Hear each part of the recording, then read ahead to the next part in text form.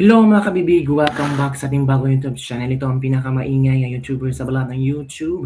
Ako si Kabibig, maglabak-labak na talk with evidence. So ito na kabibig, napaka sad, tragic ang news na ito kung saan natagpo ang dedo si Yusek Cabral.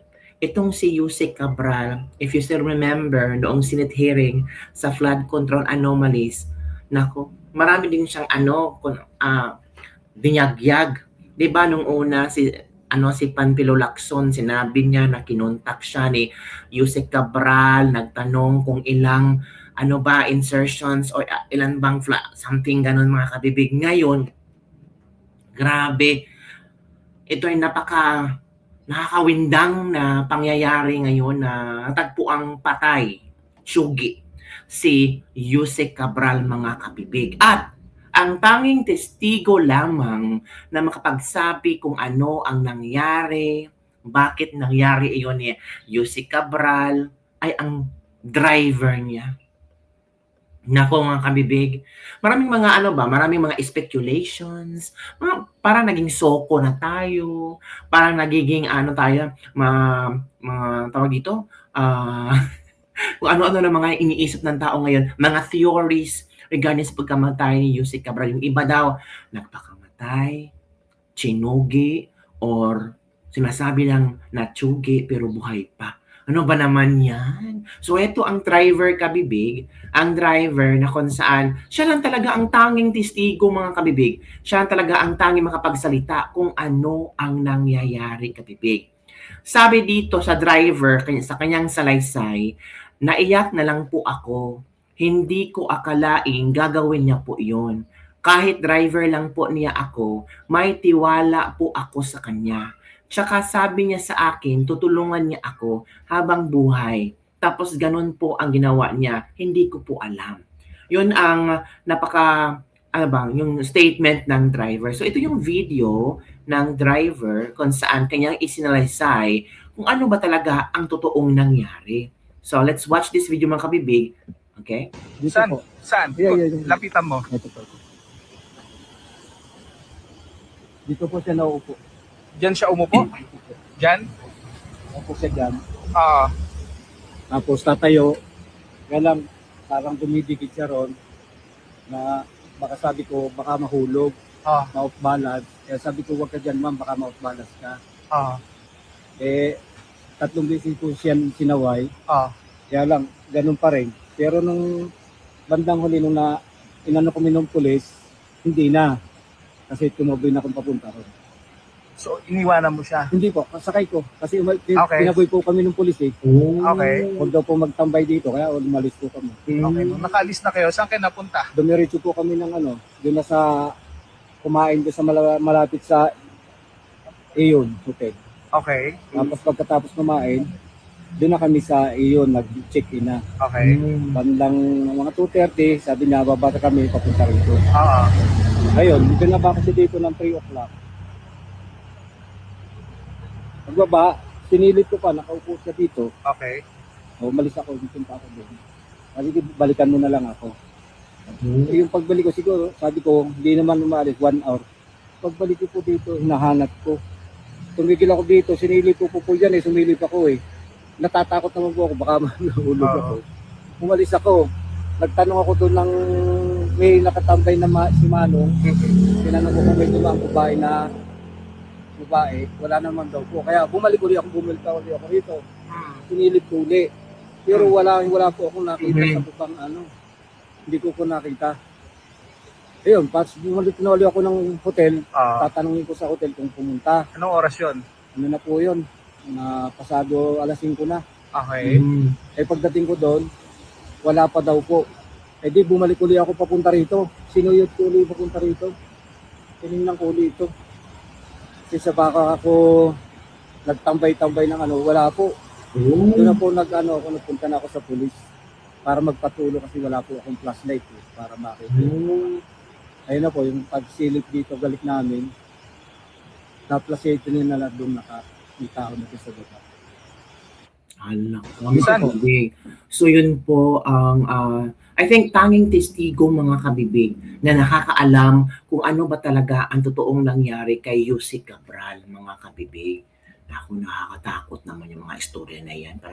Parang baka na-depress si Yusek Cabral or ano ba, hindi na niya alam kung ano ang gagawin, kung ano ba, tell-all na ba siya, o kasi nasira yung reputasyon niya, nasira yung pagkatao niya, sirang-sira talaga kasi public, social media, kung ano-ano mga sinasabi. Tapos parang hindi na kaya ni Yusek Cabral kaya ginawa niya yung hindi magandang pangyayari ngayon. So, ito naman ang mga komento ng ating mga netizen regarding sa statement ng tanging testigo lang talaga. Ito, magaling ang script. Ay, bakit? Naniniwala po kami, sobrang naniniwala. Ala, ano pa to? Halatang halata. Anong halata? Anong dahilan para tumambay dyan? Oh, baka magpahangin lang. O di kaya plano talaga ni Yusek Cabral na meron siyang gagawin. Simple din. Baka kumanta ng My Way bigla, hinulog daw. Nako, ang daming tatambayan, ba't dyan pa? Anong magandang tanawin? Oh. Sinong gumawa ng script mo? Pakisabi, di mapapasa sa manunood. Oh, nako po.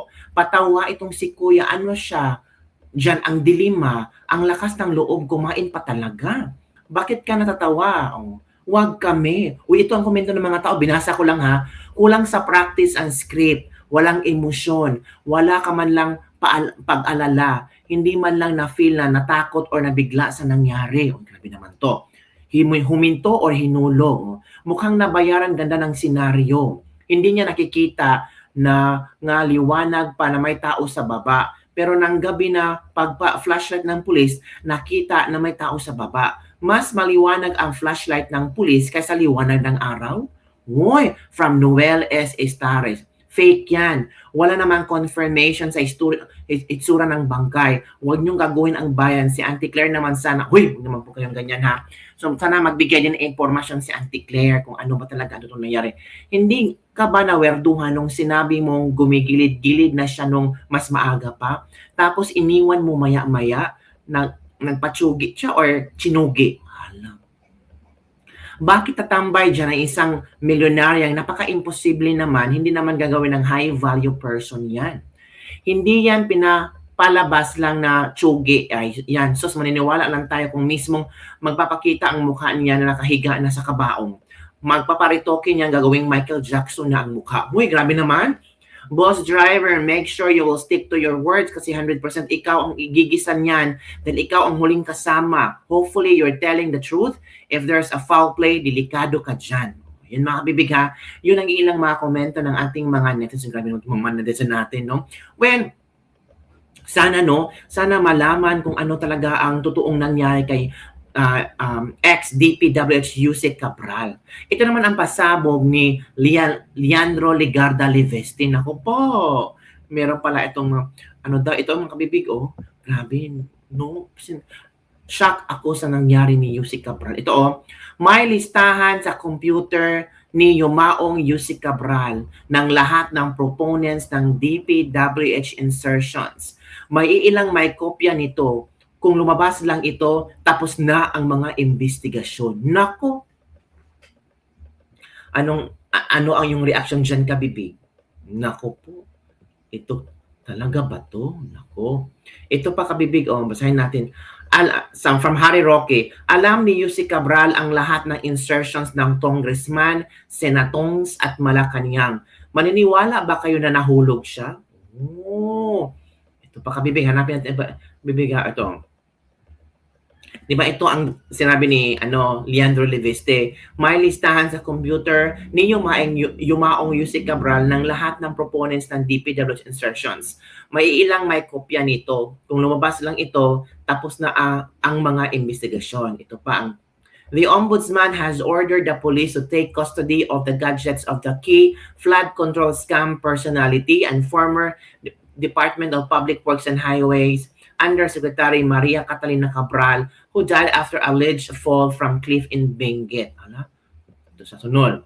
Sabi ng ICI Executive Director Brian Husaka, Yusek Catalina Cabral was one of the central figures in the ongoing investigation of anomalous government infrastructure projects. As the former Undersecretary for Planning, she was no doubt privy to vital information, correct? We therefore ask law enforcement agencies to immediately secure and preserve all her documents, gadgets, and computers for possible digital forensics examination. The Commission likewise calls for a prompt and thorough investigation of the death of Yusek Cabral to ensure that there is no foul play. Should authorities determine one, it is possible that those responsible may also be connected to the anomalous infrastructure projects. The Commission extends condolences to the bereaved family and friends of the former DPWH Undersecretary. Galing yan kay ICI Executive Director Brian Husaka. Yun kabibig ha. Naglamas na rin ng statement ang ICI hinggil sa pagkamatay ni Yusek Cabral. Naku. Ano ang iyong komento ito mga kabibig? Kung ano-ano mga komento ng ating mga netizen hinggil sa pagkamatay ni Yusek Cabral. Pero nakakatakot kabibig, no? As in super. Ito pa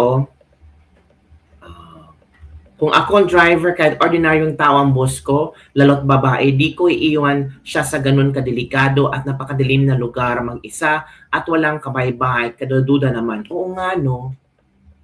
May point din si Mac Aya kasi alam mo, kung ako yung driver, tama niya, hindi mo talaga iiwanan. Uy, kawawa naman. Tapos, knowing na cliff yung area na yon. So baka kung anong gagawin ni Attorney Cabral, 'di ba? Baka tatapusin niya kayong buhay o tatalon siya. So kung ako yung driver, hindi ko hayaan pabalikin si Attorney Cabral. At bakit pupunta si Yusek Cabral doon? What's the point? Magpahangin? Pwede naman siya magpahangin sa magandang lugar sa Benguet o di kaya matulog na lang sa hotel, mag-relax. Di ba kapibig? Doon talaga? Sa bangin na iyon? Ito pa. Ito pa ang sinasabi ng ilang mga netizen ha. Basahin natin ha, mga komento nila. Walang lihim na di malalanta driver kahit magagalit pa ang amo mo, hindi mo siya iiwan doon sa napakadelikadong lugar. Lalo na sinabi mong napakabait ng amo mo at hindi ka ba nag-iisip? Sana nga mali lang ang iniisip ko sa'yo driver from RSDJ. Tama ka, lalo na't hapon na at alanganin ang lugar. Oo, babalik at babalikan ko at magmamasid-masid ako. Lalo na't alam ko ang sitwasyon niya at di naman siguro na nagpunta doon dati. Oo nga, no? Alam mo naman, delikado ang buhay niya. So, Yusek Cabral, well, alam mo kabibig, kung ako si Yusek Cabral, hindi ako maglabas-labas sa bahay kasi alam ko naman delikadong buhay ko. Meron pang problema ang boss na dapat di iniiwan mga ganyang sandali ng boss. Meron nga yata, bro. Ito mga komento ng mga netizen ba? Ingat po kayo. Ikaw ang kasama ikaw ang interest of person of interest. Yan. Driver ka niya at di mo siya dapat iniwan kung saan-saan. Kahit magalit pa siya. Pwedeng may pananagutan kasi nangyayari pero lalabas din yan. Bakit bukod sa driver, wala na siyang ibang kasama? At bakit tumagal ng 1 oras bago binalikan ng driver? O nga, no? Tapos madilim na ang lugar. Baka iyon ang instruction ni Miss Cabral sa driver niya. Posible din, di ba? Alam na this. Kayo talaga kung ano-ano mga iniisip nyo. So, yun kabibig ang ating libak-libak for today. Ano ang iyong opinion hinggil dito? Ano ang lihim sa pagkamatay ni Attorney Yusek Cabral, ex-DPWH Yusek Cabral. Sana meron pang ibang testigo na lalantad ang magsasabi sa kung ano ang kailang nakita at totoong nangyari. Comment down below mga kabibig and don't forget to like, subscribe, and share this video. Bye everyone, see you next time.